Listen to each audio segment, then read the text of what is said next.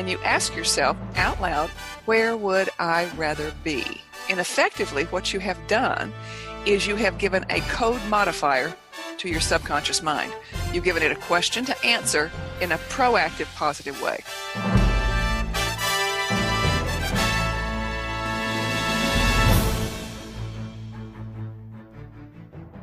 Cue music. Places, everybody, places. We're starting in 3, 2. Welcome to the Autoimmune Hour, where we look at the rise of autoimmune disorders. I've brought together top experts that range from doctors, specialists, nutritionists, researchers, and even those recovering from autoimmune to bring you the latest, most up-to-date information about autoimmunity and how to live your life uninterrupted. Thank you for joining us here on the Autoimmune Hour with Sharon Saylor. And we don't want you to worry about taking too many notes, so you can join the Autoimmune Hour's Courage Club, and we'll send you the transcripts and show notes from every episode. Sign up now at understandingautoimmune.com. Now, back to your host, Sharon Saylor. Welcome, everyone, to the Autoimmune Hour. I'm Sharon Saylor from SharonSaylor.com, and it's my honor to be with you here another Friday night. Oh my gosh, we walked and rolled right past that 200 mark, and off we're still continuing, and so looking forward to more episodes like tonight's. We've got a great guest for tonight, all about mindset. One of the things that if you've been listening to the show for very long, I'm a big proponent of what we think determines how well we get, what we think determines how well we thrive, regardless of what's going on in our life, even whether it's a diagnosis or something else. That what you think determines the majority of what happens to you, at least how you respond to it, I should say.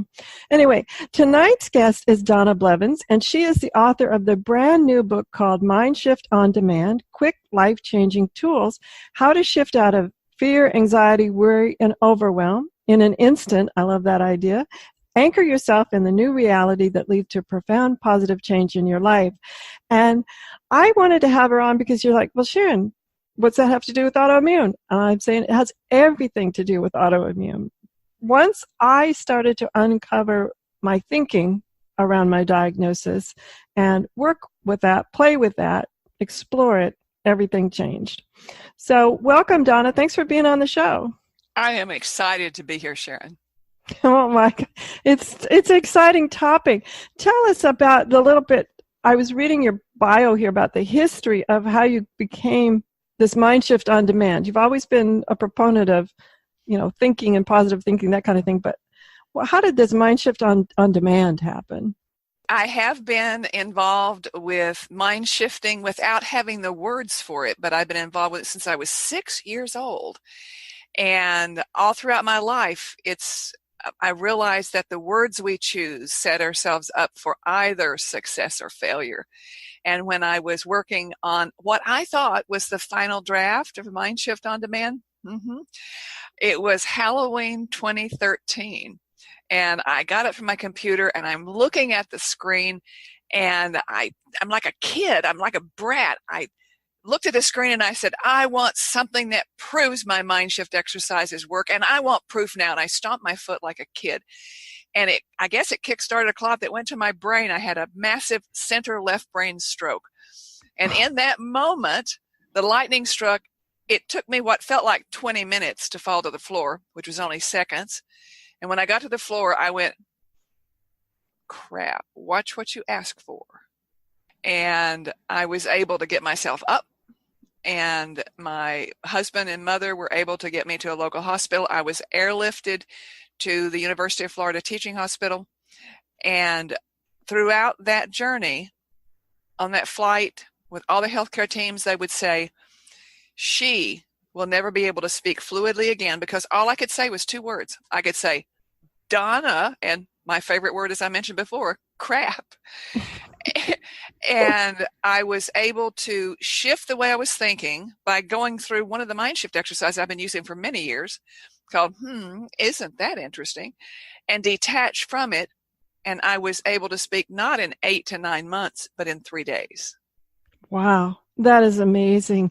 And that was one of the reasons, one of my favorite things when I do my body language work is instead of judging what's happening, I always file it in the "isn't that interesting" folder until I have more information around it, until I get confirmation or become to see the patterns or what have you, begin to understand it. But I love the idea of the word "isn't that interesting." It takes all the judgment out of it, including with a diagnosis. Yours, the stroke, mine, autoimmune. When I first got the diagnosis, my doctors sort of rolled their eyes at me because they were saying, "Oh, get real, you're not accepting the diagnosis." Because I was filing it, "Well, isn't that interesting? Now what?" what was going in my mind. And I find that takes you to a different place. So let's talk about this place that we go that allows us to, as I think you said, detach. I've always called it dissociate, but I kind of like the word detach. Is probably a nicer word. What I had done over the years was craft a way that I could explain it to people, because my coaching clients would say, when I'd say, "just shift your mindset," they'd go, "Oh," they'd roll their eyes, the eye rollers there. And they'd say, "Well, tell us what it is." And so I realized that the way I understand things, Sharon, it's on a very basic, simple level. And I guess if there is a word that I would use, a verb, to describe what I do and who I am, it's simplify. And that was what I was able to do, was to simplify the process so that it's so easy a child can do it. And when you bring something up that's giving you all that trauma and all that stress, and you're buying into it, you want to detach from it. And what I always suggest is that whenever you're going through the self-therapy process, you want to rate where you are in relationship to that. Think about the pain scale. 0 is nothing, 10 is awful. So you want to rate it, because you need to have some sort of quantifiable evidence that something's working, because sometimes we just need to see that. We're left brain and right brain people, and it depends on what you need, because there's part of us that always likes to see those numbers. We like that validation. And you rate where you are, notice it, ask it to show itself in your mind's eye. Close your eyes. When you say show itself, you're going, well, sometimes it's difficult to see a form. And if that's the case, then just give it a name. Because once you ask it to show itself and you're noticing it and looking at it, it is now finite. It has boundaries. It's no longer out there and all around you. It is finite. And when you do that and step back one step from it, you're detaching from it rather than fueling it, because that's what we do when we think about something and talk about something all the time, is we fuel it. You step back from it, you notice it. As you do, it's actually going away from you. It's getting smaller. And you say that, isn't that interesting?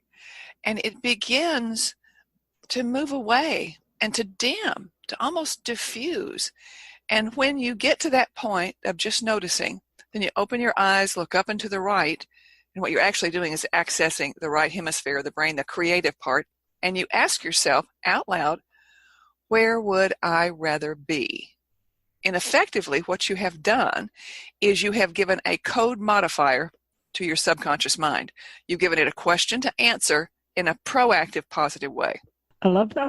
Where would I rather be? The first thing that came to me, if I was thinking of you on a plane in an airlifted, I was like on a beach in Bali. So does it work if you get that extravagant with the answer to where would I rather be? Well, oddly enough, it's unnecessary for you to even answer it, because you're giving your subconscious a subliminal task. If you get involved with answering it, you're not allowing the subconscious to modify the code, because we have downloaded everything to our brain. Our subconscious mind is a perfect recorder. It is simply a lousy playback system. It tends to play back things and events that are highly charged with emotions, hence PTSD and all the trauma. That's what we bring up. But what you want to do is you want to rewrite that subconscious mind, because that is our driver. Our body is our vehicle. Our mind is the driver. And you want to give that subliminal task to the subconscious mind without needing to answer it. It's the way you ask questions. That's awesome.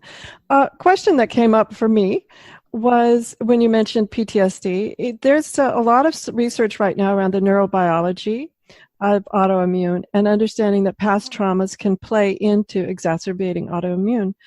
I'm curious if we even have to be aware of, I'll put in air quotes, that oh crap moment, like you were of the stroke or I of the diagnosis, but maybe we're just having sort of this unnamed, we're not aware, we choose not to be aware of the past trauma. Somehow we've blocked it out. Can we do some of these processes like, I just have this unnamed feeling and then ask it to have form without knowing what we're doing?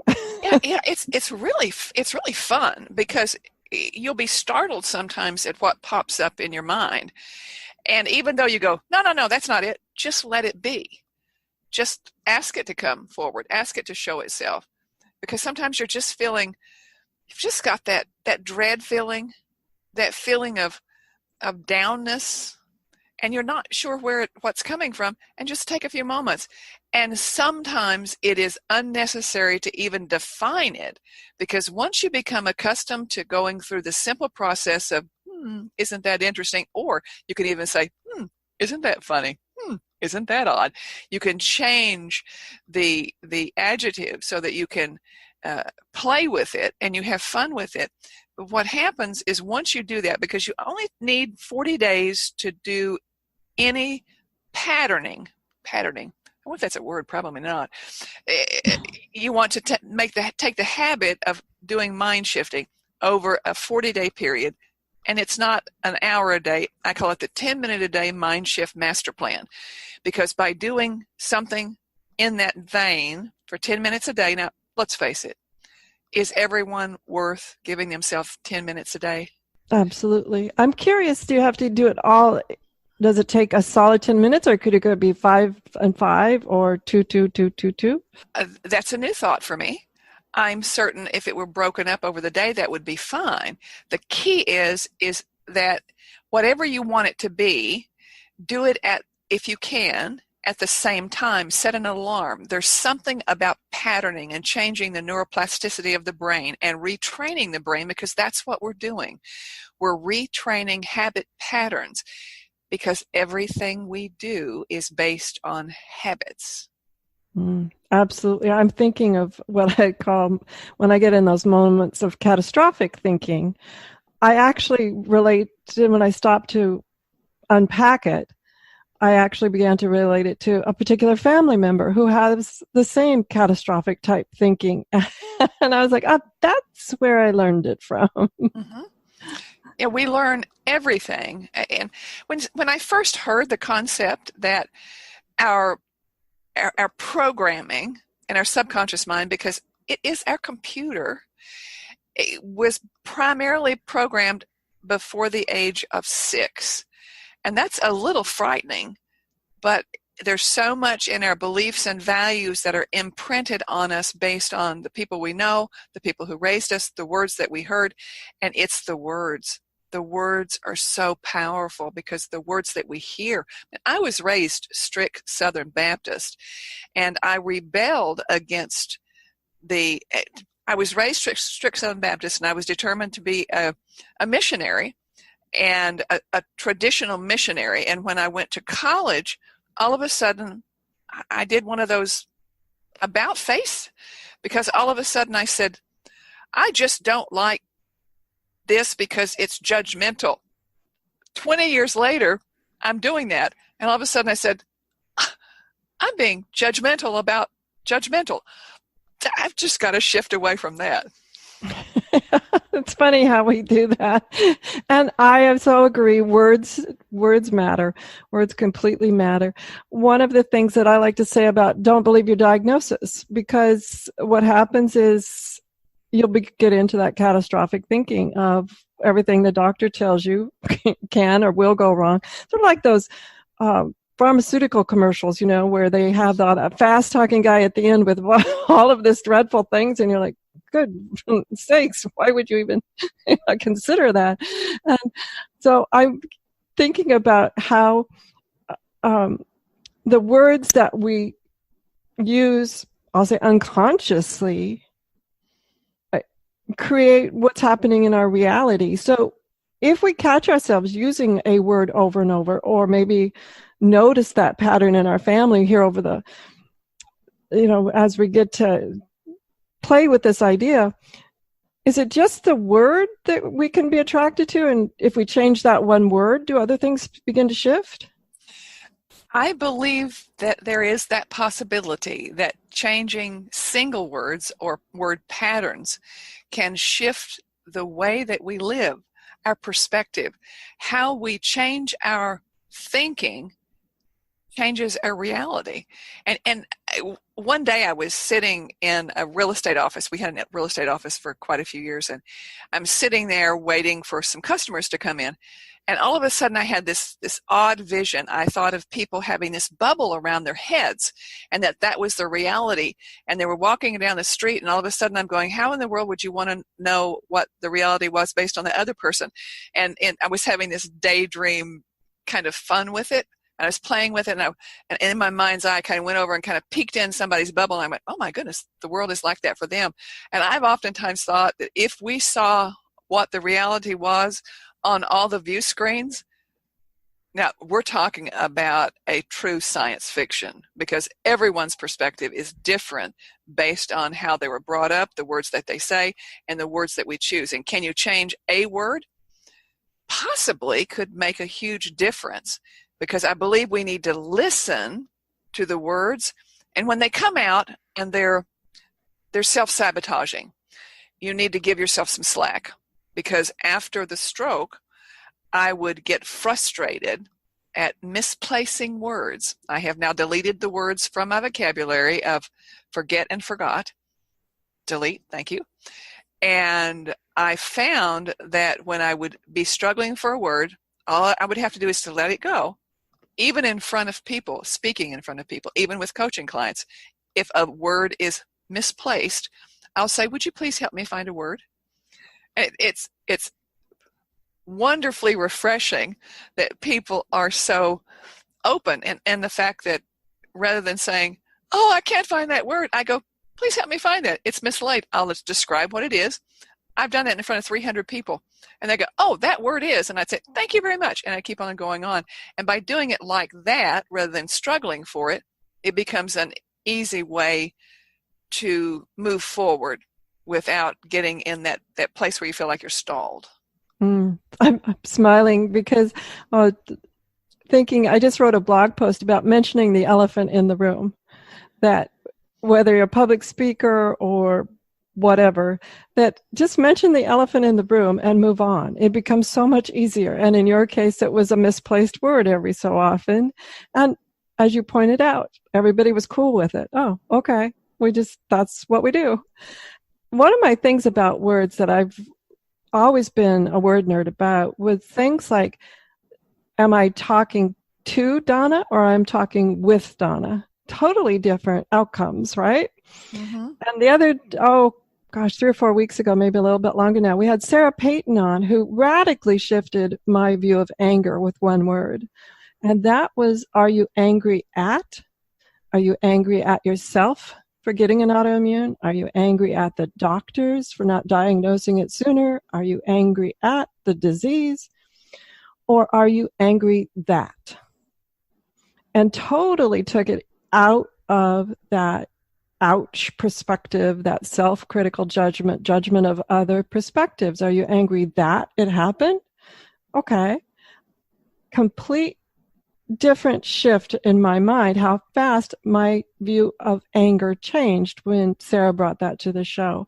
And that's what I love about your process, is just those tiny little things that people go, well, that's like 2 letters different, and it made all this change in the world. So share with us some more. It's that we're talking about this idea of being able to shift our mindset by watching what we say, and by viewing it in a different perspective, putting it in that isn't that interesting file, and becoming more aware of how other people view their view of the world. What are some other tips that you have for us that we can begin to see everything at a greater perspective? I think one of the things that we need to do is that we need to consciously protect our energy field, because I call this energetic flu that you can get when you are completely healthy and someone comes near you, calls you, you see it on social media, and they're so dark, they are infectious. I mean, have you ever had someone that you care about come in the room and they were so dark it brought you down? Oh, absolutely. Made me think of a doctor, actually. Yeah, yeah. Came into the room with the body language and everything and gave me the prognosis of what my diagnosis was. And I was like, wow, aren't you just Mary Poppins? I mean, it was like, I had to radically detach, as you said, I radically dissociate from that moment, because while I agreed there was something wrong, I wasn't going to take ownership and have that diagnosis forever and ever. Very critically aware that it's easy, especially of a doctor, someone I like to call white coat authority, to take on what they say as absolute truth, and never ever will it change. And this energetic flu that you get, oh goodness, when you go into a hospital or to the doctors, around the medicals, I mean, they carry such infection with them because they're in contact. I'm not talking about bacteria or virus. I'm talking about energetic flu. And, we need an energetic vaccine. And I created a concept of actually putting on some armor. I call it putting on the egg, put the egg on. And in fact, people that I've shared these mind shifting exercises with have told me that, isn't that interesting? And the egg are two of their absolute favorites, and they use them all the time. It's a simple process. It is astonishingly simple, because our skin is the largest organ that we have. But does our body stop? Does our energy field stop at the skin? No, it doesn't. The energy field goes out beyond our skin. There are cameras that can take a picture of people, and you can see the auras. They call them Carillion photography, and you can see that energy field. But just imagine that you're going to step into a suit of armor, but I call it a mirrored egg. You're going to put it around yourself, and it's not an egg like the shape of a hen egg. It's the shape that you are. It goes over you and under you, and it completely protects you. It is a mirrored egg, and it reflects only negativity, not back to where it came, because if we did that, we'd create bad karma. It reflects it back to the universe, and it becomes neutralized, perfectly aligned energy. And we allow the positive energy to come through the egg to us, and we embrace that. And in the middle of the biggest crises, if you consciously shore up your egg, now anyone who's listening right now, a replay, if they hear it live, what I want you to know is that even intending to have the egg in this moment, you are installing the egg. And I want you to realize that it can be there with you permanently, but you need to do a check on a daily basis. Really helps. Kind of like checking the oil in the car or putting gas in the engine. I want you to take a moment and just think, are there cracks in my egg? Just take a moment and think about that, because when we get upset, and we do, when something happens that we're in emotional strife, even the simplest flare of an emotion will crack that egg a bit. And all you need to do is to get conscious of it and repair it. And when I first started doing this, the concept of repairing it was just odd to me.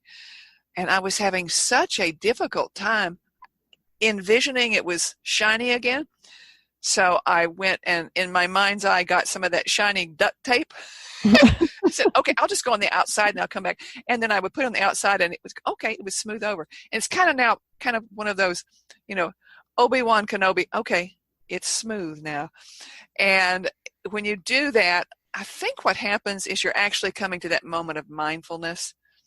And even a few moments of mindfulness will put you back into that cocoon of peace and calm. Absolutely. And on that point, let's take a nice few deep breaths as we go into this quick commercial break. Recenter yourself and listen to this, and we'll be right back. Life Interrupted Radio will return after these messages from our sponsors.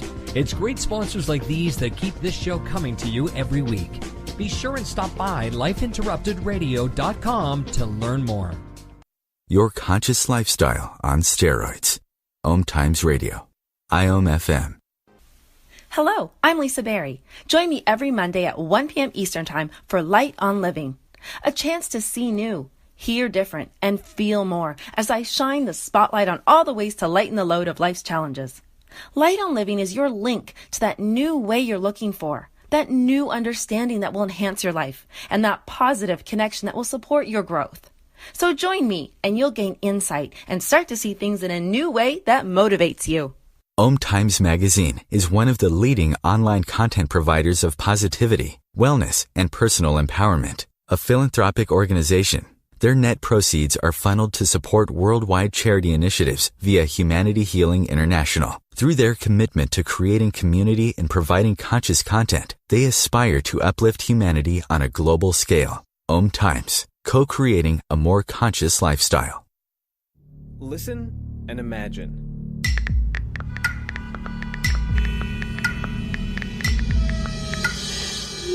It takes 5 seconds to send a text, and for those 5 seconds, you're driving blind.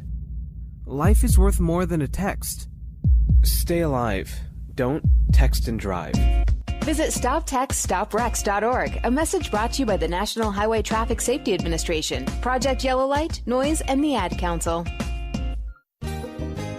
Hi, this is Sharon, and of course you know me from here on the Autoimmune Hour. Maybe you don't know I'm also an author. My latest book is for kids. It's Pinky Chenille and the Rainbow Hunters, a winner of a 5-star Reader's Favorite review. It's perfect for your early reader and a great bedtime story for your young adventurers. Check it out over at pinkychenille.com. That's PinkyChenille.com. See you there.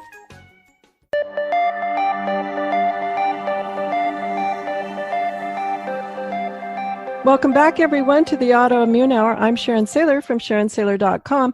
And tonight we have Donna Blevins on, and she is the author of MindShift On Demand, Quick, Life-Changing Tools, How to Shift Out of Fear, Anxiety, Worry, and Overwhelm in an Instant and Anchor Yourself in a New Reality that leads to profound positive change in your life. She's already shared with us, oh my goodness, maybe a half a dozen techniques on how to shift our energy quickly and how to shift our mindset quickly and easily. And I love the idea of the egg shell. I think of it as a great big eggshell. And as you said, a mirrored eggshell. And like I said, I wanted mine to be like shiny gold, you know. So obviously, whatever we conjure up is okay, right? Oh, absolutely. It's whatever color you prefer. Some people I've worked with have a gold egg, and that's a gold's neat because gold also is an abundance color. I like that one. Some people like silver. Some people have a green or bright blue, whatever color you want. But just understand that rather than thinking of a shell, I want you to realize, make it pliable. Think of almost like a spacesuit or a web or a skin diving suit. Think of something that's flexible. I want you to just remember it's flexible and it moves with you. And it's a great way to do it. But whatever color you want, make it your own, because that's the beauty of this, is that you can customize any of the mind shift exercises to fit you. And that's what I want you to do, is I want them to be yours. Awesome. That's really great. And one of the things I like about, I've always had this, I like to call it a shell, but this shell around myself as well. I was taught that years ago. And there have been times where I've been in situations where I just have had to double spread it, so to speak, add another layer, just like, and it's fascinating to me where you're like in a certain life event where like, I just want this to be just a little bit more impermeable. And how easily that we can just begin to use our creative imagination to create this event in reality. That has always fascinated me, how simple it is and how profound it is all at the same time. And thank you for suggesting the double layers or the multiple layers. That concept is a new thought to me, and I appreciate it because I learn something every day, Sharon, and I'm grateful to be here sharing this time with you, because anything we accept as a stimulus for learning. And thank you so much for that double layer. I love that. Thanks. Well, it's always fun to play with these concepts. So we've talked about the use of language. We've talked about being aware. We've talked about being able to detach, make things smaller, and the contagion of energy, as well as a protective suit. What are some other things that we can incorporate? One of my favorites is called Toss the Trash. It has to do with tossing out the mental trash. Have you ever experienced something that's gnawing at you that wakes you up at 3:23 in the morning? Have you ever dealt with that? This one was created in the 70s when I was dealing with that, and I was staying awake, and I would wake up worried about stuff that some things I had control over, others I didn't. But right there at that moment, my best intention was to get some rest. And I had a great experience of being walked through my first meditation in a business situation. I was at a conference, and it was a seminar rather than a conference. I was at a seminar for a week, and it was about real estate, and it was very complex, and there were things that that left brain stuff, numbers oriented. Everything was very detailed, and it was about exchanging. And on the fourth day, bless this man for doing it, he walked us through an exercise. Basically, it was traditional meditation that I understand today. So I might just ask you to go to a place, maybe out in a field. And he suggested that we walk over the hill, and there's our home, whatever we wanted that home to be. And we walked up the steps into the second floor, and we'd go to the room that was a room of choice. And when I went to that room, I walked into the room, and it was completely empty except for what was on the wall by the window on the far wall. And it was a beautiful room. I mean, the floor was this beautiful wood floor. It was just gorgeous. Everything about the walls were perfect. It was a large room, but from the door to the window, it was large, but when I started walking towards the window, it only took like 3 steps. It was almost as if as I walked, it got closer. And when I got to this window, I looked over to the right, and there's a roll of garbage bags. And I pulled off a garbage bag, and I said, well, what is this for? And all of a sudden, these words that I had been thinking started coming out of my head. I'm holding the garbage bag, and they're like going in this garbage bag. And I'm going, what a novel concept. Boy, do I like to get rid of those. I said, okay, how about some more? And I shook my head, and there came all these words and all these thoughts that were giving me trouble. And I thought, wow, this is awesome. How about some more? And so I just started thinking about all the things that were causing me trouble. And it was like I was putting them in the garbage bag. I said, okay, that's full. And so I tied it up, and I said, okay, what's going to happen now? And the window was open, and I said, let me try this. So I took it, and I threw it out the window. And immediately it became completely vaporized. And so that is the trash room. And it is an astonishing process for me personally, because when anything comes up like that, I say, okay, just go to the room. And I can take a moment, whatever it is that's giving I'm finding myself focusing on that is a negativity, I'll just take it and throw it in the garbage bag, tie it up, toss it out, and I'm going, that's great. Comes back up, that's okay. Just take another 30 seconds and go and do it. You can do it in 10 seconds, actually. And it is a fun exercise that is cleansing. It's absolutely therapeutic. I love that. I love that. I was thinking of several other meditations that you could do, and that's the beauty of the meditation, whether it's a room or a field or a cloud. It really doesn't matter. It's what's important. The imagery is up to you. I love that. And the idea of tossing away the trash, that's great.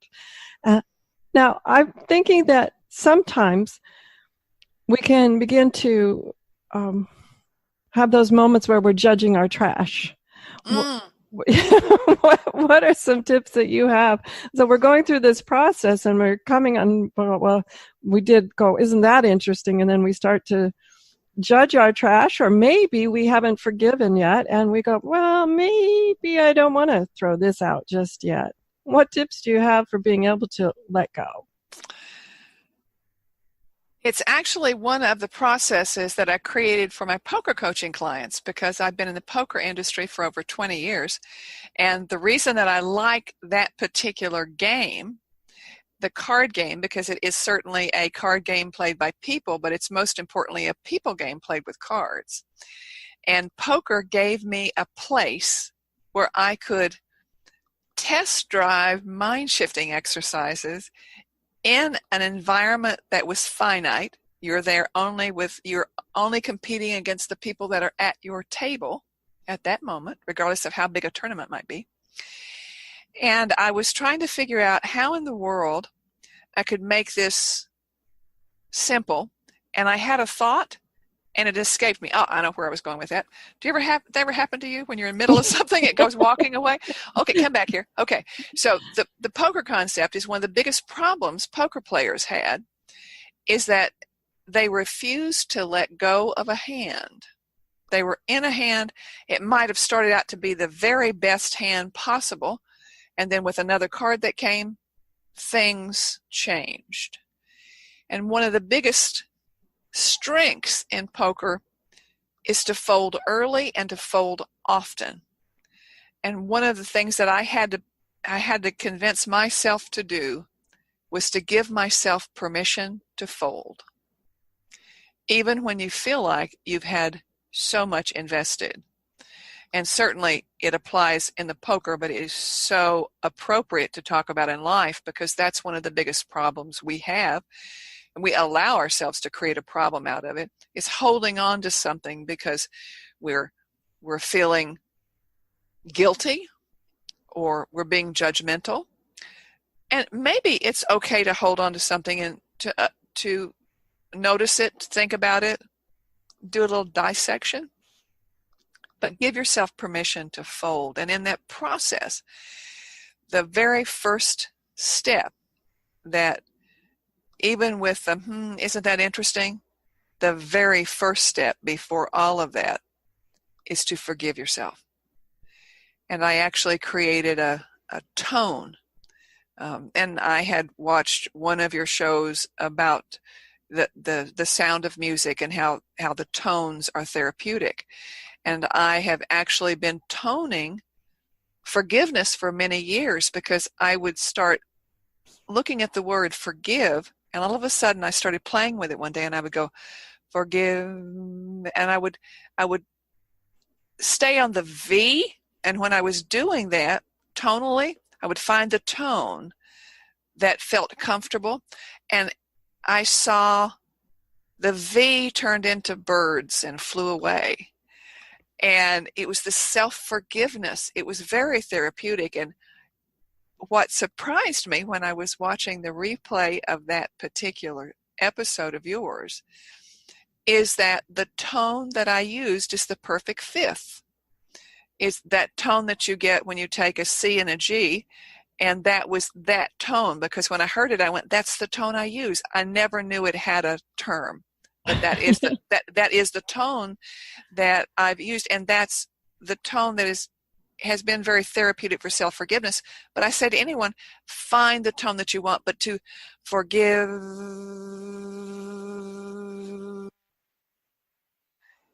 When you do that, what's happening is you're just not thinking self-forgiveness. The key to the mind shift exercises is every one of them has a physicality with it.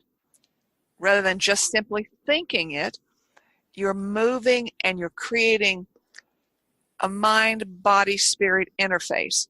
You're activating that. Because when you're doing something physically along with it, even though it's tiny movements, you're occupying other parts of your brain. And the more you occupy, the better you are at shifting and changing the pathways, rewiring the neural pathways of the brain because of the neuroplasticity of the brain.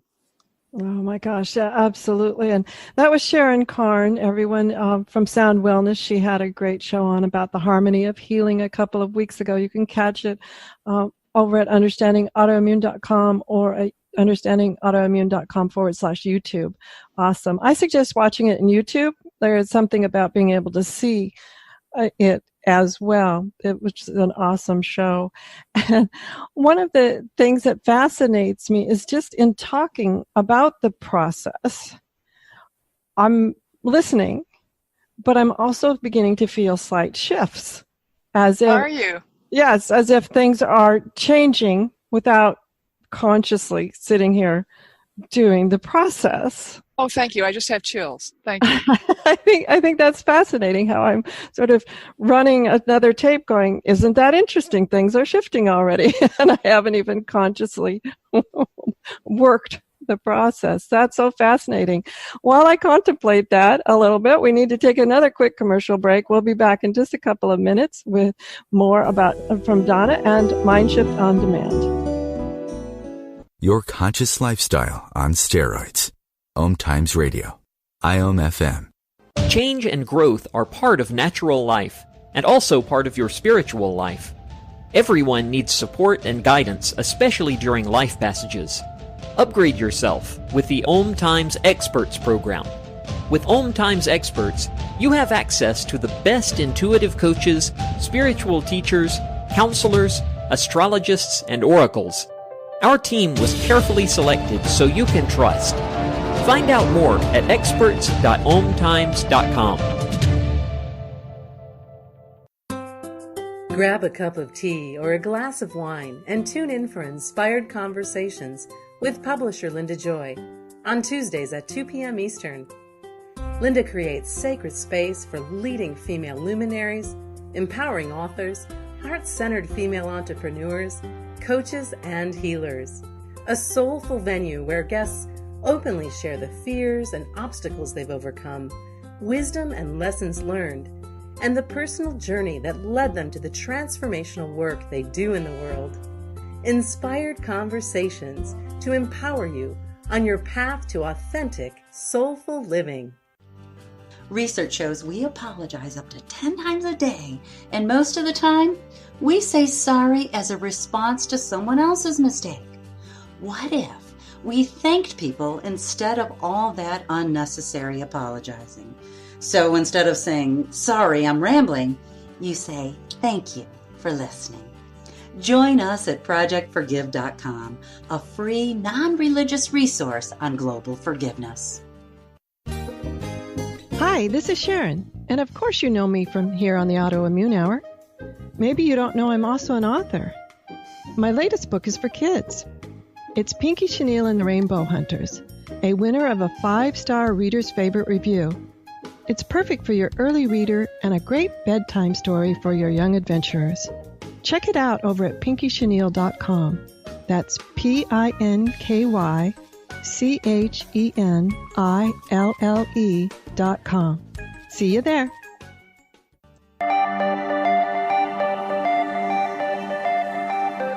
Welcome back, everyone, to the Autoimmune Hour. I'm Sharon Saylor from SharonSaylor.com, and tonight we're talking about MindShift On Demand, quick, life-changing tools by the author Donna Blevins. And, you know, this is so fascinating to me about quick and easy ways that we can shift out of fear, worry, anxiety, overwhelm. And in her tagline, she talks about working in an instant.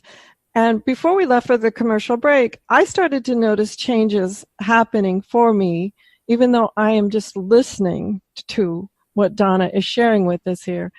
And so, Donna, share with us a little bit more. Have you had that experience where people are just listening, not consciously doing the process, and things begin to change? Yes, I have experienced that. People have told me that they just feel better. And I think one of the reasons that is as well, and let me share that with you, is that before I do any session, if I'm in a coaching session, before I do a webinar, before I do a broadcast, before I'm honored to be a guest on your wonderful show, I set an intention that I'm going to connect virtually with anyone within the sound of my voice. And my intention is to share the concept that we can shift the way we feel with the tiniest movements. And I want you to feel that. And that is my intention. And I believe that setting that intention has been part of creating a success. Because when I was working with, or when I have worked with left brain, the people that are left brain, only numbers, logical people that have the belief that none of this stuff is going to work, they still go through the shifting and they feel so much better. So it works even when they disbelieve. Absolutely. I'm a huge fan of the power of intention. In my other world, where I teach conflict resolution and communication skills, the first step is set your intention of what you want to have happen. Is it about creating compliance, or is it about creating cooperation? Is it about creating change? Is it about the relationship? And I find that so helpful when I set the intention. And they don't have to be that deep of an intention, guys. You can just have a very simple intention as well. But set the intention of how you want the outcome to be. That when I got my diagnosis, I set the intention that it's kind of a backwards intention. Instead of setting the intention looking backwards at it now, about getting well, as I set the intention of, I'm going to prove you wrong. As in the you, meaning the medical professional who told me the diagnosis, my intention was, yeah, no, not me. I'm going to prove that wrong. And I think for whatever reason, that set the tone. And what was fascinating to me was I had then later said to her, I'll be fine in 3 years. And it was 3 years and 2 months. And I was like, darn, why didn't I say I'd be fine in like 3 days? And I believe it has a lot to do with that intention. Setting an intention is huge. When I was working with a man who was going to compete in a big tournament, big poker tournament in Atlantic City, I was on a radio show where I said I will coach extemporaneously poker players. I'll do 3 poker players in an hour that I have never met before. Don't know their name, don't know who they are.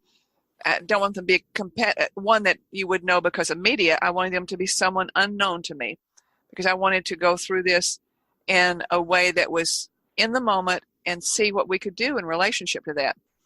It was an exciting experience for me. My husband told me I was a crazy woman for doing something like that, but it turned out to be terrific.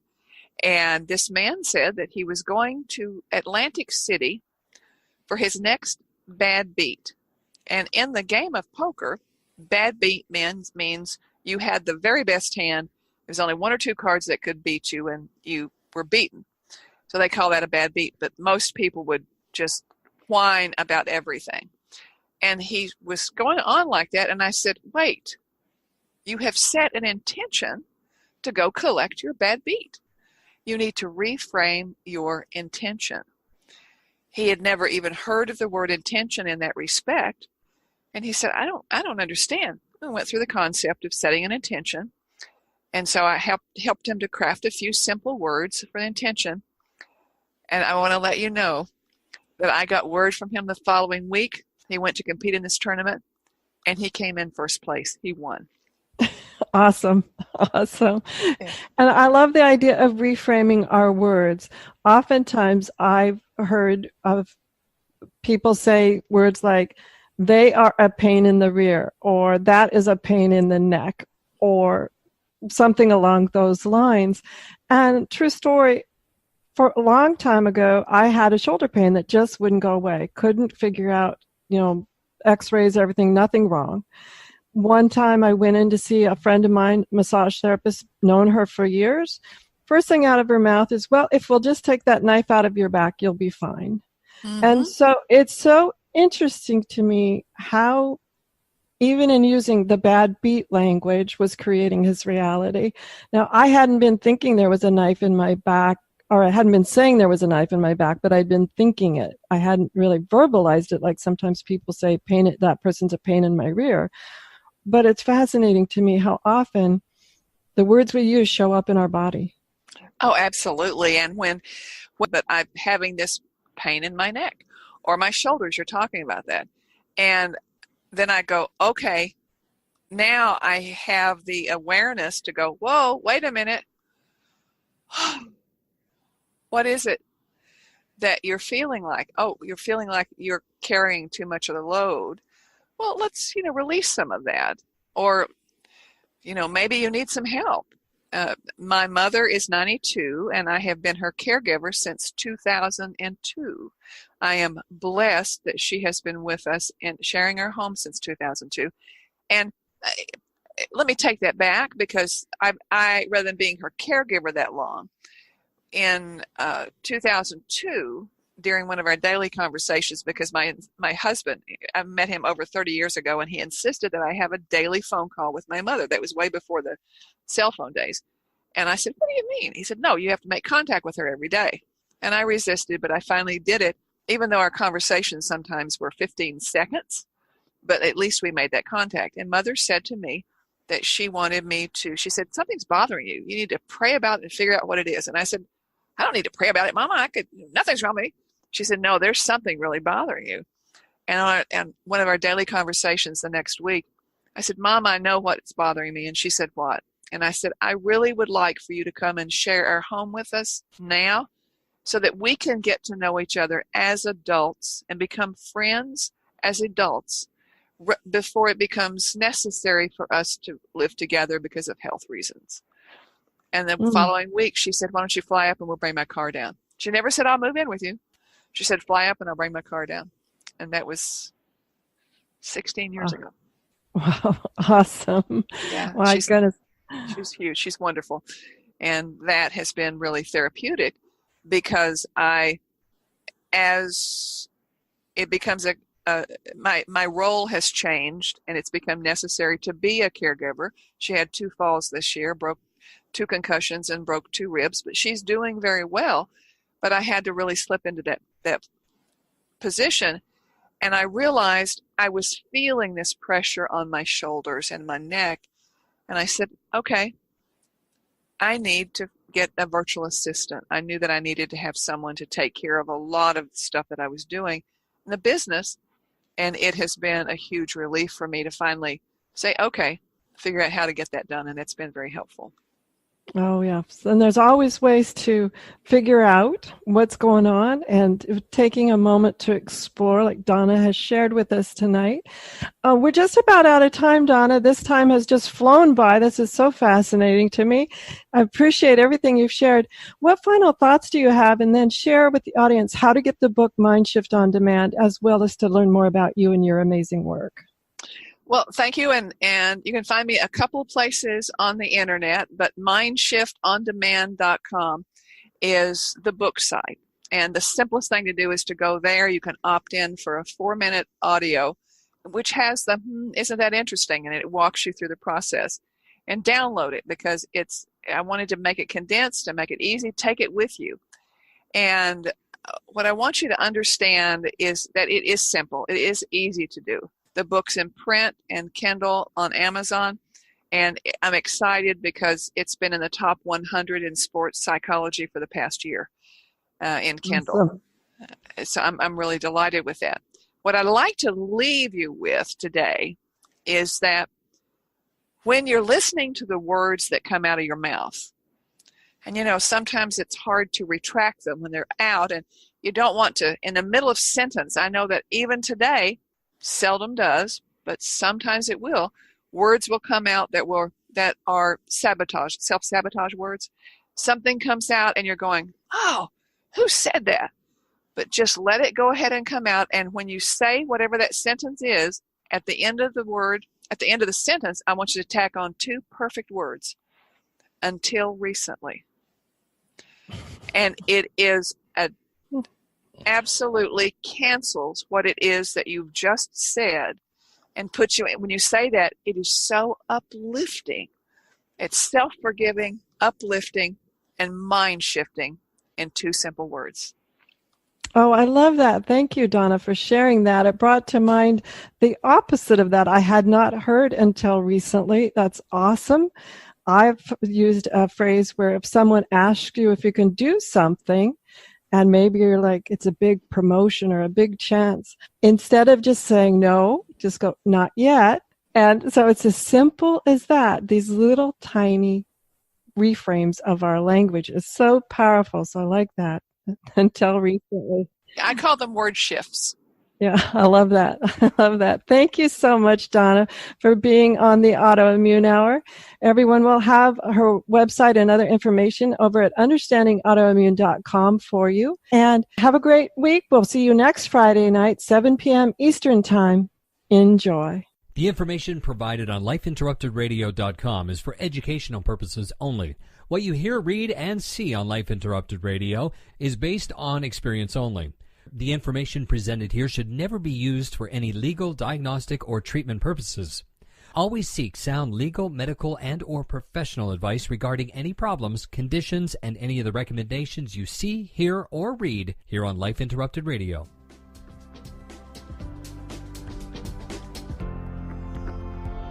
You've been listening to Life Interrupted Radio. To learn more, listen to other shows, and gain free resources that can help empower your life, be sure to stop by lifeinterruptedradio.com.